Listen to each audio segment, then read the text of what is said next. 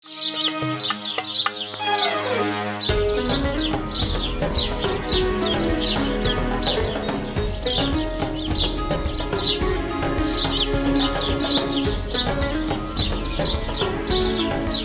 اللہ والصلاة والسلام علی رسول اللہ وعلی آلہ واصحابہ اجمعین الی یوم الدین۔ آج انشاءاللہ 18ویں پارے کا خلاصہ بیان ہوگا۔ سورہ مومنون کے آغاز میں اللہ تعالیٰ نے مومنین کی صفات کو بیان فرمایا۔ پہلے فرمایا جو مومن ہیں یہ کامیاب ہیں، یعنی یہ جنتی لوگ ہیں۔ لیکن یہ مومن کون ہیں؟ ان کی صفات بیان فرمائی کہ جو اپنی نماز میں خشوع پیدا کرتے ہیں، فضول کاموں سے درگزر کرتے ہیں، یعنی وہاں فضول کاموں میں اپنے وقت کو ضائع نہیں کرتے، زکوٰۃ ادا کرتے ہیں، اپنی عزت کی حفاظت کرتے ہیں، اور جو امانت ان کے پاس کوئی رکھے تو اس کی حفاظت کرتے ہیں، اگر کوئی یہ وعدہ کر لیں تو اس وعدے کی بھی حفاظت کرتے ہیں، اپنی نمازوں کی بھی حفاظت کرتے ہیں۔ اللہ فرماتے ہیں یہ لوگ ہیں جو جنت الفردوس کے وارث ہیں۔ اللہ نے پھر انسان کی تخلیق کے بارے میں فرمایا کہ کن کن مراحل سے ہم نے اسے گزار کر پیدا کیا ہے، اور فرمایا فتبارک اللہ احسن الخالقین، اللہ بہت برکتوں والا ہے اور سب سے خوبصورت پیدا کرنے والی ذات اللہ ہی کی ہے۔ لیکن یہ زندگی ہمیشہ کی نہیں ہے، اس کے بعد اللہ فرماتا ہے تم پہ موت آئے گی اور پھر قیامت کے دن دوبارہ اٹھائے جاؤ گے۔ پھر اللہ نے انسان پر جو انعامات کیے، یعنی اس کے لیے آسمان بنایا، زمین بنائی، بارش برسائی، اس سے اس کے لیے رزق کا انتظام کیا، ان ساری چیزوں کا اللہ نے ذکر فرمایا۔ اور اس کے بعد سیدنا نوح علیہ السلام کا مختصر سا واقعہ اللہ نے بیان فرمایا، جو 8ویں پارے میں بھی اور 12ویں پارے میں بھی گزر چکا ہے۔ بس صرف اتنا ہے کہ اللہ تعالیٰ نے یہ فرمایا کہ جب آپ کشتی میں سوار ہوں اور اس پہ بیٹھ جائیں تو اس وقت یہ دعا پڑھیں الحمدللہ الذی نجانا من القوم الظالمین، کہ تمام تعریفیں اس اللہ کی جس نے ہمیں ظالم قوم سے نجات دے دی۔ اور جب کشتی سے اترنا ہے اس وقت یہ دعا پڑھنی ہے رب انزلنی منزلا مبارکا وانت خیر المنزلین۔ اور اس کے بعد حضرت صالح علیہ السلام کا واقعہ بیان ہوا ہے، لیکن ان کا یہاں نام نہیں لیا گیا، لیکن واقعے سے پتہ یہ چلتا ہے کہ انہی کا ہے۔ پھر اللہ تعالیٰ فرماتے ہیں کہ جو کافر لوگ تھے، جو آخرت کا انکار کرنے والے تھے، وہ یوں کہا کرتے تھے کہ اگر تم اپنے جیسے کسی بشر کی پیروی کرو گے تو تم نقصان اٹھاؤ گے۔ اور وہ کہنے لگے کہ یہ کیسے ہو سکتا ہے کہ جب تم مر جاؤ، مٹی ہو جاؤ، ہڈیاں بھی ریزہ ریزہ ہو جائیں، پھر تم زندہ کیے جاؤ گے؟ ایسا تو ہو نہیں سکتا، اصل زندگی تو بس دنیا کی زندگی ہے، وہ یہ کہا کرتے تھے۔ تو پھر صالح علیہ السلام نے اللہ سے دعا مانگی کہ رب انصرنی بما کذبون، اے میرے اللہ ان لوگوں کے خلاف میری مدد فرما جنہوں نے مجھے جھٹلایا ہے۔ اللہ نے فرمایا کوئی بات نہیں، چند دنوں کی بات ہے، اس کے بعد آپ دیکھیں گے کہ یہ سب شرمندہ ہوں گے، یعنی مر جائیں گے۔ پھر اللہ کی طرف سے ایک چیخ آئی اور اس نے ان سب کو برباد کر دیا۔ پھر اللہ فرماتے ہیں کہ ہم مسلسل انبیاء کو بھیجتے رہے یہاں تک کہ موسیٰ علیہ السلام اور ان کے بھائی ہارون علیہ السلام بھی آئے، نبی بن کر آئے، وہ بھی فرعون اور اس کے لشکر کے پاس گئے، لیکن اس فرعون نے بھی اور اس کے لشکر نے بھی، یعنی اس کے جو سردار قسم کے لوگ تھے، انہوں نے تکبر کیا، اور یہ بڑے تکبر کرنے والے لوگ تھے، تو یوں کہنے لگے کیا ہم اپنے جیسے دو انسانوں کی بات مانیں، حالانکہ یہ وہ لوگ ہیں کہ جن کی قوم ہماری غلام ہے،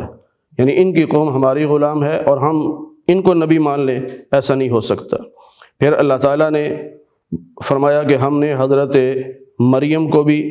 اور ان کے بیٹے عیسیٰ علیہ السلام کو بھی اپنی قدرت کی نشانی بنایا، اور ہم نے ان دونوں کو ٹھکانہ دیا الی ربوۃ، ربوہ کا معنی ہوتا ہے کہ ٹیلا، کہ جہاں حضرت عیسیٰ علیہ السلام تھے وہاں ایک ٹیلا تھا چھوٹا سا، اس ٹیلے پر حضرت مریم تشریف لے گئی تھی اور وہاں پر حضرت عیسیٰ علیہ السلام کی پیدائش ہوئی۔ اللہ فرماتے ہیں کہ وہاں پر ایک چشمہ بھی ہم نے جاری کر دیا تھا، اس چشمے سے حضرت مریم پانی پیتی تھی اور تر و تازہ جو کھجوریں گرتی تھی ان کو کھاتی تھی۔ یہاں ایک بات بہت اہم ہے اور سمجھنے کی ضرورت ہے کہ پنجاب اسمبلی میں ہمارے استاد محترم مولانا منظور احمد چنیوٹی رحمۃ اللہ علیہ نے بڑا ایک طویل عرصہ ایک جنگ لڑی کہ چنیوٹ کے ساتھ جو قادیانیوں کا ہیڈ آفس ہے، ہیڈ کوارٹر ہے، اس کا نام ربوہ رکھا گیا ہے، تو اس کا نام تبدیل کیا جائے۔ اور یہ ربوہ بھی انہوں نے خود رکھا تھا، قادیانیوں نے۔ تو حضرت نے بہت محنت کی، لوگوں کو قائل کیا، بہرحال کوئی 18-19 سال کی محنت کے بعد اسمبلی میں یہ پاس ہو گیا کہ اس شہر کا نام ربوہ نہیں ہوگا بلکہ اس کا نام چناب نگر ہوگا۔ اب بعض لوگوں کے ذہنوں میں یہ بات آ جاتی ہے کہ نام کے بدلنے سے کیا فرق پڑتا ہے، جگہ تو وہی ہے، ہیڈ کوارٹر تو وہی ہے، کہ نام بدلنے سے کیا ہوگا؟ تو میری بات یہ سمجھ لیجئے کہ یہ جو آیت ہم نے پڑھی ہے کہ وَآوَيْنَاهُمَا إِلَىٰ رَبْوَةٍ، یہ ربوہ کے لفظ سے لوگوں کو دھوکہ دیتے، عام مسلمانوں کو دھوکہ دیتے کہ دیکھو یہ ربوہ، یہ ہمارا شہر ہے، اس کا قرآن میں ذکر آیا ہے، اس لیے اس نام کو بدلنا ضروری تھا۔ پھر اللہ تعالیٰ نے تمام رسولوں کو حکم دیا کلوا من الطیبات، حلال کھاؤ، وَاعْمَلُوا صالحا، نیک عمل کرو۔ اس سے علماء نے لکھا کہ حلال جب کھائیں گے تو نیک اعمال کی توفیق ملے گی، جب ہمارا کھانا پینا حرام کا ہوگا تو پھر نیک اعمال کی توفیق نہیں ملا کرتی ہے۔ پھر اللہ تعالیٰ نے کافروں کے بارے میں فرمایا کہ جب ہم ان کو پکڑتے ہیں کسی عذاب میں، اس وقت یہ چیختے اور چلاتے ہیں،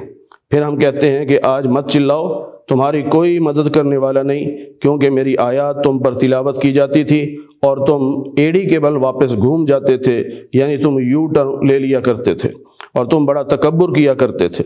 پھر اللہ تعالیٰ نے فرمایا کہ جو لوگ آخرت پر ایمان نہیں رکھتے وہ صراط مستقیم پر نہیں چلتے، اور آپ تو صراط مستقیم کی دعوت دینے والے ہیں۔ پھر اللہ تعالیٰ نے انسانوں کو بتایا کہ تمہارا رب کون ہے، پہلے اس کو سمجھو۔ فرمایا اللہ وہ ہے جس نے تمہیں سننے کے لیے کان دیے، دیکھنے کے لیے آنکھیں دی، سوچنے کے لیے دل دیا، لیکن بہت کم لوگ ہیں جو اللہ کا شکر ادا کرتے ہیں۔ وہ اللہ ہی ہے جس نے تمہیں زمین میں پھیلایا ہے اور پھر تم سب نے لوٹ کے اللہ ہی کے پاس جانا ہے۔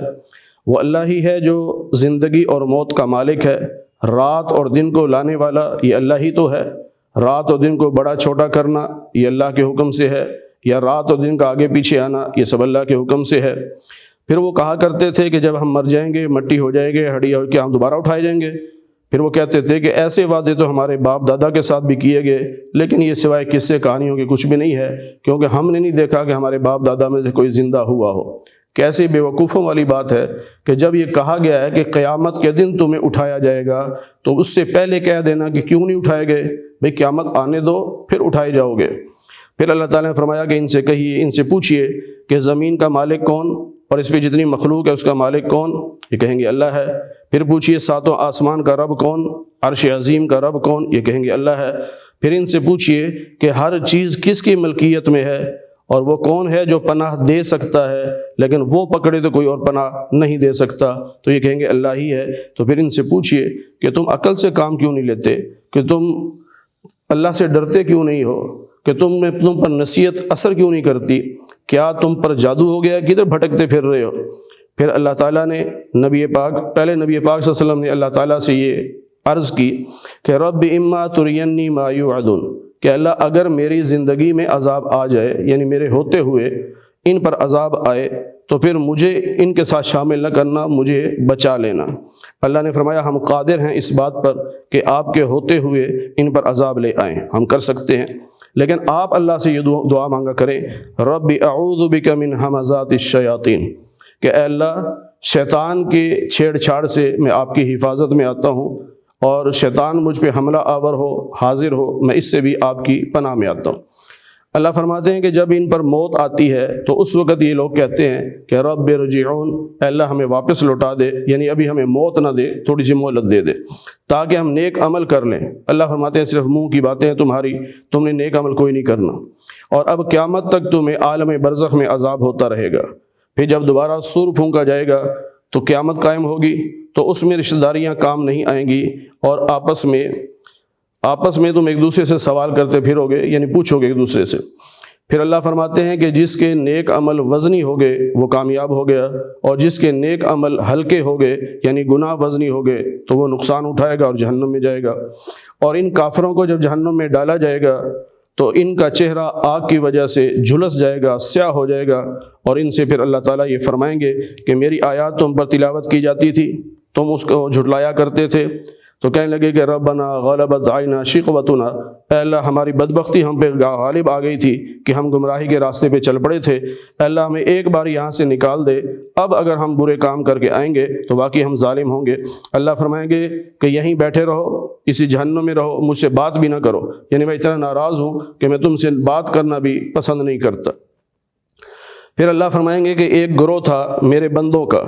جو یوں کہا کرتے تھے کہ ربنا آمنا فاغفر لنا ذنوبنا فاغفر لنا، اے اللہ ہم آپ پر ایمان لائے، ہمارے گناہوں کو معاف کر دے، ہم پر رحم کر، بے شک تو ہی بہترین رحم کرنے والا ہے۔ تو تم نے ان لوگوں کا مذاق اڑایا تھا، یعنی مسلمانوں کا تم نے مذاق اڑایا تھا، تو آج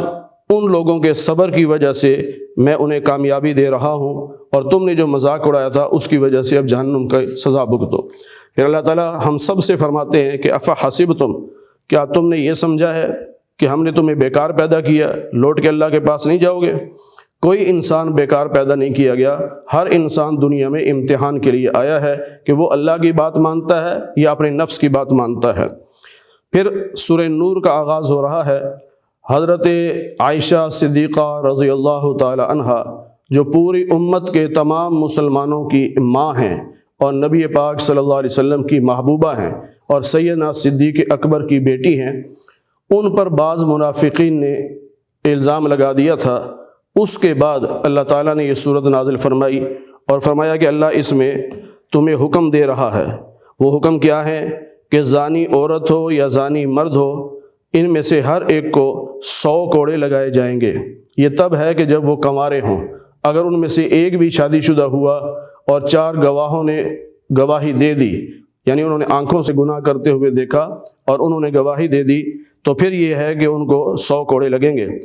اور اگر شادی شدہ ہیں تو پھر 100 کوڑے نہیں لگیں گے، پھر ان کو سنسار کیا جائے گا۔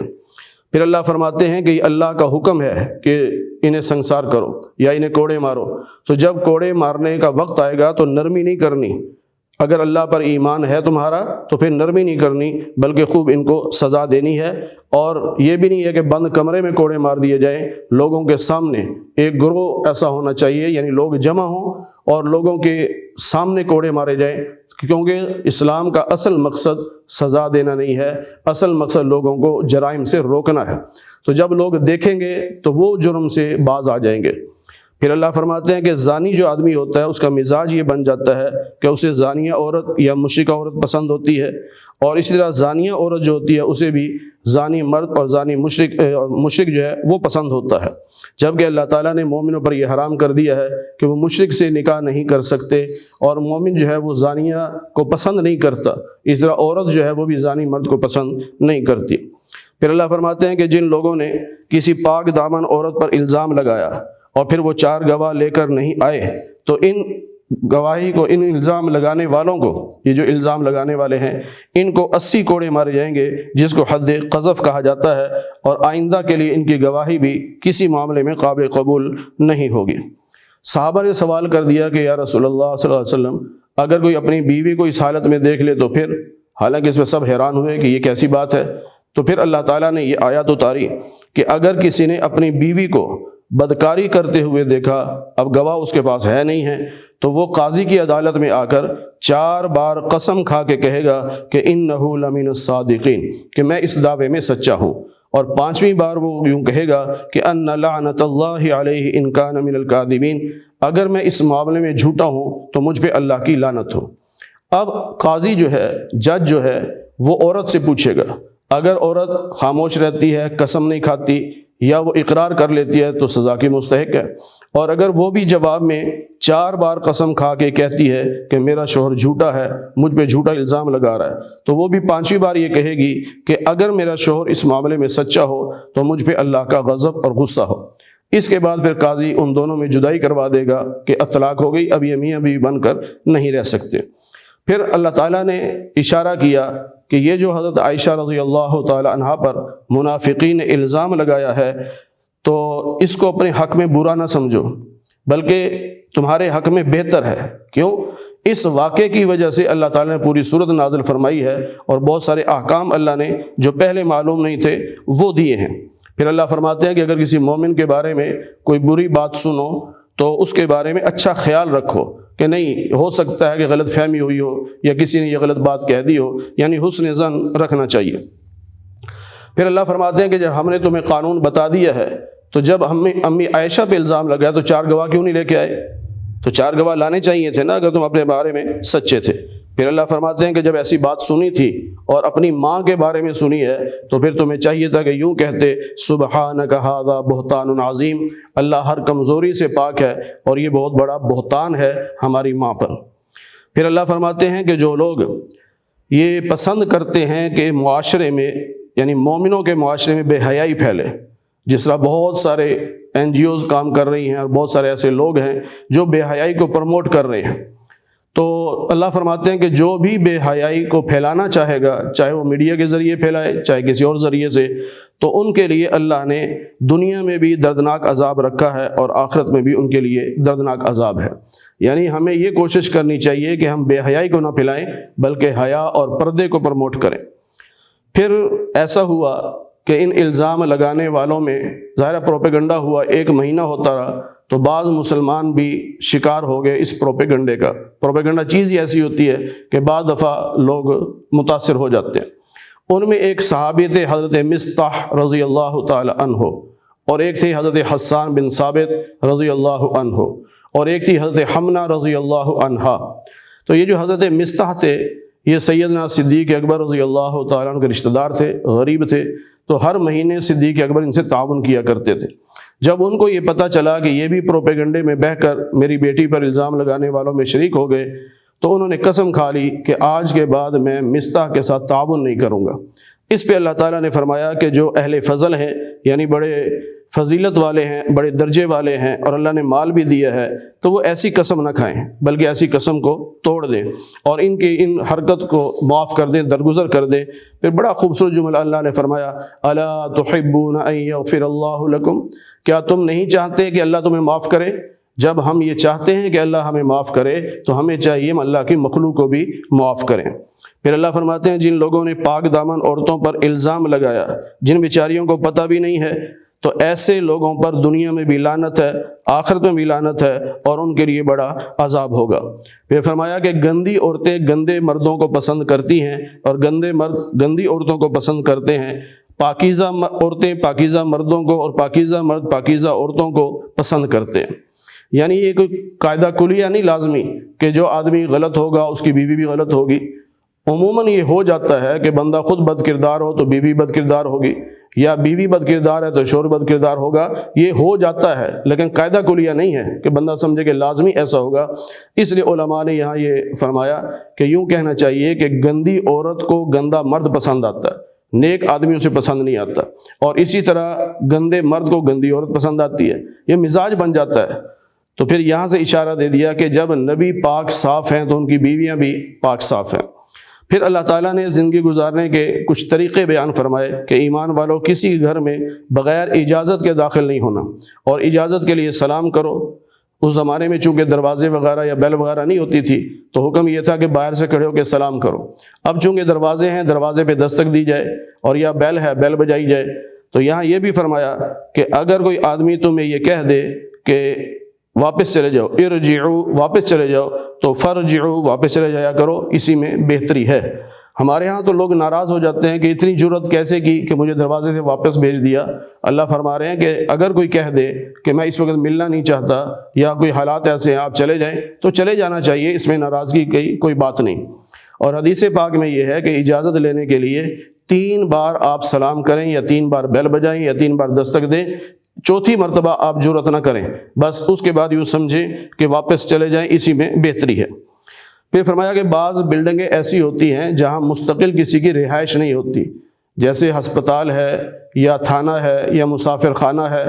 اس قسم کی بلڈنگیں ہوتی ہیں تو وہاں نہیں یہ حکم کہ اجازت لے کے جاؤ، وہاں تو عام آمد و رفت ہے تو وہاں بغیر اجازت کے جا سکتے ہیں۔ پھر اللہ نے مومنوں سے فرمایا کہ اپنی آنکھوں کی حفاظت کرو اور اپنی عزتوں کی حفاظت کرو۔ پھر عورتوں کو بھی یہی حکم ہے کہ اپنی نظروں کی حفاظت کرو، اپنی عزتوں کی حفاظت کرو۔ پھر وہ رشتے بیان ہوئے کہ جو محرم ہیں، جن کے سامنے عورت اپنا چہرہ کھول سکتی ہے، وہ سارے رشتے بھی بیان ہوئے۔ اور پھر عورت کو یہ حکم بھی دیا گیا کہ زیور پہن کر ایسے مت چلو کہ جس سے تمہارے زیور کی آواز آئے، جھنکار آئے کہ لوگ تمہارے طرف متوجہ ہوں۔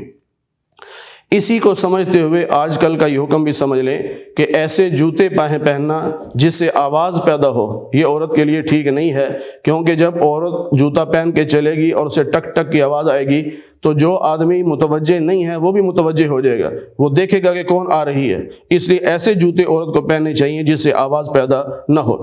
پھر اللہ تعالیٰ نے حکم دیا کہ تمہارے چاہے غلام ہوں، چاہے باندیاں ہوں، اور جو بھی لوگ ہوں، یعنی کسی کا اگر رشتہ نہیں ہوا تو اس کا نکاح کرواؤ،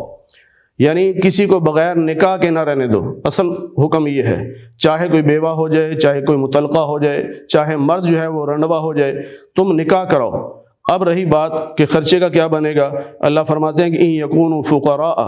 اگر یہ لوگ فقیر ہیں تو اللہ نکاح کی برکت سے، اپنے فضل سے ان کو مالدار کر دے گا۔ آج ہمارا معاشرہ ایسا بن گیا کہ ہم اللہ سے جھگڑا کرتے ہیں کہ اللہ پہلے پیسے دے پھر نکاح کریں گے، اللہ کہتے تم نکاح کرو میں تمہیں پیسے بھی دے دوں گا، ہم ضد لگا کے بیٹھے ہوتے ہیں نہیں یا اللہ پہلے پیسے دے پھر نکاح کریں گے۔ اس طرح نہیں کرنا چاہیے، اللہ کی ذات پہ بھروسہ کر کے نکاح کرنا چاہیے، اور نکاح ایسی چیز ہے کہ اس سے اللہ تعالیٰ رزق میں اضافہ فرماتے ہیں۔ نبی پاک صلی اللہ علیہ وسلم کے پاس ایک صحابی شکایت لے کے آئے کہ یا رسول اللہ روزگار اچھا نہیں ہے، کبھی کھانے کو ملتا ہے کبھی نہیں ملتا، آپ ہمیں نکاح کر لو۔ وہ بڑے حیران ہوئے، بہرحال نکاح کر لیا۔ پھر کچھ عرصے کے بعد آئے، یا رسول اللہ حالات تبدیل نہیں ہوئے، فرمایا ایک اور نکاح کر لو۔ انہوں نے دوسرا نکاح کر لیا۔ پھر کچھ عرصے کے بعد آئے، یا رسول اللہ حالات نہیں بدلے، ایک اور نکاح کر لو۔ جب تیسرا نکاح کیا تو اللہ تعالیٰ نے خوب دولت کی فراوانی کر دی، تو اللہ نے نکاح میں برکتیں رکھی ہیں اور اس میں رزق بھی اللہ نے رکھا ہے۔ پھر فرمایا اللہ نور السماوات والارض، زمین و آسمان کا جو نور ہے وہ اللہ ہے، یعنی اللہ ہی کی وجہ سے زمین و آسمان میں روشنیاں ہیں۔ پھر فرمایا کہ اس روشنی کی مثال یوں سمجھیے جیسے دیوار میں ایک الماری ہو چھوٹی سی، یا جس کو روشن دان کہا جاتا یا تاک کہا جاتا تھا، تو اس کے اندر ایک چراغ رکھا ہوا ہو اور وہ چراغ شیشے کے اندر ہو اور اس میں تیل ہو زیتون کا، تو زیتون کا تیل ایسا ہے کہ وہ خود بخود چمکتا ہے، اور اگر اس کو آگ لگائیں گے تو خوب روشن ہوگا۔ تو اللہ فرما رہے ہیں کہ مومن کا جو سینہ ہے یہ تاک کی طرح ہے، اور اس تاک کے اندر جو دل ہے وہ سمجھے کہ وہ ایک چراغ کی طرح ہے، اس کے اندر ایمان کی روشنی ہے۔ تو جب مومن ہوگا ایمان والا تو اس کو اللہ تعالیٰ تھوڑی سی توفیق عطا فرمائیں گے تو خوب اس کا دین چمکے گا، اور اگر نہیں بھی ہوگا تو ایمان ہونے کی وجہ سے تو وہ کچھ نہ کچھ روشنی تو ایمان کی موجود ہے۔ پھر اللہ فرماتے ہیں کہ بعض لوگ ایسے ہیں کہ وہ کاروبار بھی کرتے ہیں، لیکن کاروبار جو ہے، تجارت جو ہے، وہ ان کو اللہ کی یاد سے غافل نہیں کرتی، بلکہ وہ اللہ کا ذکر بھی کرتے رہتے ہیں، نماز کی پابندی بھی کرتے ہیں، زکوٰۃ بھی ادا کرتے ہیں، اور قیامت کے دن سے ڈرتے بھی ہیں۔ پھر اللہ نے فرمایا کہ جو کافر نیک عمل کرتے ہیں، مثلا رفاہی کام کرتے ہیں، کسی نے اسپتال بنا دیا، کسی نے کچھ کر دیا، تو کافر کے اعمال کی مثال ایسے ہے جیسے دور سے چمکتی ہوئی سراب نظر آئے، یعنی پانی چمکتا نظر آئے گا۔ خاص طور پہ گرمی کے موسم میں ہم سڑک پہ دیکھتے ہیں تو کچھ فاصلے پہ یوں لگتا ہے جیسے پانی ہے، وہ ریت چمک رہی ہوتی ہے، پانی نہیں ہوتا، تو جو ہم اس کے قریب جاتے جائیں گے وہ پانی تو نہیں ہوگا۔ تو اللہ فرماتے ہیں کافر کے نیک اعمال کی مثال ایسے ہی ہے کہ جب وہ پانی کے پاس پہنچتا ہے تو وہاں کچھ بھی نہیں ہوتا۔ تو اسی طرح دنیا میں اس نے نیک عمل کیا لیکن ایمان نہیں تھا، تو اس لیے بس ایسے ہی ہے کہ اس کو نظر آئے گا کہ میں نے نیک کام کیا، لیکن حقیقت میں وہ نیک کام نہیں ہوگا۔ دوسری مثال اللہ نے یوں دی، جیسے کوئی آدمی دریا کے اندر چلا جائے اور رات کا وقت ہو، کالے سے بادل بھی ہوں، تو اب یہ اندھیروں کے اندر سے جب ہاتھ باہر نکالے گا تو اس کو اپنا ہاتھ بھی نظر نہیں آئے گا۔ تو فرمایا کافر کے لیے ایسے ہی ہے کہ اس کے اپنے نیک عمل قیامت کے نظر نہیں آئیں گے، جس طرح اندھیرے میں انسان کو اپنا ہاتھ نظر نہیں آتا۔ پھر اللہ تعالیٰ نے فرمایا کہ ہم نے ہر چیز کو پیدا کیا ہے، رات اور دن کا پلٹنا یہ بھی اللہ کے حکم سے ہے۔ اللہ فرماتے ہیں جتنے جاندار ہم نے بنائے ہیں وہ سب پانی سے بنائے ہیں، کہ بعض ایسے ہیں جو پیٹ کے بل چلتے ہیں، بعض ایسے ہیں جو 2 ٹانگوں پہ چلتے ہیں، بعض وہ ہیں جو 4 ٹانگوں پہ چلتے ہیں۔ اللہ نے جس کو جیسے چاہا پیدا کیا، کیونکہ اللہ ہر بات پر قادر ہے۔ 5ویں پارے میں ایک واقعہ گزرا تھا کہ ایک یہودی اور ایک منافق کا جھگڑا ہوا تھا، اور نبی پاک صلی اللہ علیہ وسلم کے پاس فیصلے کے لیے گئے تو آپ نے یہودی کے حق میں فیصلہ دے دیا، منافق نے فیصلہ قبول نہیں کیا۔ تو اسی کو یہاں پر اللہ تعالیٰ اشارہ کر رہے ہیں کہ بعض لوگ وہ ہیں جو کہتے ہیں ہم اللہ پر ایمان لائے، اللہ کے رسول پر ایمان لائے، لیکن پھر ہوتا کیا ہے کہ جب انہیں بلایا جاتا ہے کہ وَإِذَا دُعُوا إِلَى اللَّهِ وَرَسُولِهِ، آؤ اللہ اس کے رسول کی طرف کہ تمہارے درمیان فیصلہ کیا جائے، تو وہ پھر جاتے ہیں، یعنی اللہ اس کے رسول سے فیصلہ نہیں کروانے چاہتے، لیکن زبان سے دعویٰ کرتے ہیں کہ ہم مومن ہیں۔ مطلب یہ ہے کہ یہ لوگ منافق ہیں۔ پھر اللہ تعالیٰ فرماتے ہیں کہ جو مومن ہوتا ہے وہ اللہ اس کے رسول کی طرف جاتا ہے اور وہ کہتا ہے سمعنا وأطعنا، ہم نے بات سن بھی لی، ہم نے مان بھی لی، اور یہی لوگ کامیاب ہیں۔ پھر اللہ فرماتے ہیں کہ جو اللہ اس کے رسول کی اطاعت کرے اور اللہ سے ڈرے اور تقوی اختیار کرے تو یہ لوگ کامیاب ہیں۔ بظاہر یہ آیت بہت چھوٹی سی ہے، بڑی مختصر ہے، لیکن ایک عیسائی آدمی وہ مسجد نبوی میں آیا حضرت عمر رضی اللہ تعالیٰ کے دور میں، اور ان کے قریب آگے کھڑا ہو کہتا ہے اشہد ان لا الہ الا اللہ اشہد ان محمد عبدہ ورسولہ۔ آپ حیران ہوئے کہ کیا مطلب؟ اسے کہا جی میں مسلمان ہو گیا۔ پوچھا تم تو عیسائی نہیں تھے؟ ان کا جی عیسائی تھا۔ تو کس بات پہ مسلمان ہوئے؟ اس نے کہا جی میں نے تمام آسمانی کتابیں پڑھی ہیں، لیکن ہمارے پاس ایک غلام تھا جو یہ آیت پڑھتا تھا، تو میں نے اس آیت پہ جب غور کیا تو میں حیران ہو گیا کہ چھوٹی سی آیت میں تمام آسمانی کتابوں کا خلاصہ آ گیا۔ پھر وہ خلاصہ کیا ہے؟ فرمایا وَمَن يُطِعِ اللَّهَ، جو اللہ کے حکم کو مانے، وَرَسُولَهُ، اللہ کے نبی کی سنت پر چلے، وَيَخْشَ اللَّهَ، پچھلے گناہوں سے ڈرتا ہو یعنی معافی مانگے، وَيَتَّقْهِ، آئندہ گناہوں سے اپنے آپ کو بچائے، تو یہ کامیاب ہے۔ پھر اللہ فرماتے ہیں کہ ہم نے ایمان والوں سے، یعنی ایمان والوں تم سے ہم نے یہ وعدہ کیا ہے کہ تمہیں زمین پر خلافت دیں گے، جیسے پہلے لوگوں کو بھی خلافت دی گئی تھی، اور جو ہمارے خلیفہ بنیں گے وہ اس دین کو دنیا میں نافذ کریں گے جو اللہ کو پسند ہے، اور ان کے دور خلافت میں امن ہوگا، اور وہ توحید والے ہوں گے، لا یشرکون بی شیئا، وہ ذرہ برابر بھی میرے ساتھ شرک نہیں کریں گے۔ لیکن اس کے بعد بھی اگر کوئی کفر کرے گا یا ناشکری کرے گا تو وہ نافرمان ہوگا۔ اس آیت کو آیت استخلاف کہتے ہیں، وعدہ استخلاف، کہ جس آیت میں اللہ نے خلفاء کے ساتھ وعدہ کیا تھا، اور تمام اہل سنت والجماعت کے نزدیک یہ ہے کہ اس سے 4 خلیفہ مراد ہیں، سیدنا ابوبکر صدیق، سیدنا عمر فاروق، سیدنا عثمان غنی، اور سیدنا علی المرتضیٰ رضی اللہ عنہم اجمعین، کہ یہ 4 وہ ہیں کہ جن کے لیے قرآن میں اللہ نے وعدہ کیا کہ میں ان کو خلافت دوں گا۔ اور نبی پاک صلی اللہ علیہ وسلم کی حدیث مبارکہ ہے کہ خلافت راشدہ جو ہے وہ 30 سال تک رہے گی۔ تو قرآن کی آیت اور حدیث کو ملا کر تمام علماء اہل سنت کا اس بات پر اتفاق ہے کہ خلیفہ راشد موعود، جس کا وعدہ کیا کہ وہ 4 ہیں۔ پھر اللہ تعالیٰ فرماتے ہیں کہ ایمان والو 3 وقتوں میں کسی کے کمرے میں مت جانا۔ کون سے 3 وقت ہیں؟ ایک تو عشاء کے بعد، ایک فجر سے پہلے،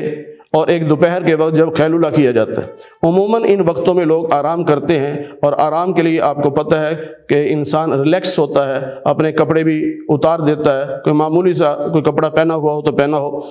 تو اس لیے اللہ نے فرمایا کہ ان 3 وقتوں میں تم نے بغیر اجازت کے داخل نہیں ہونا، بلکہ اجازت لینی ہے۔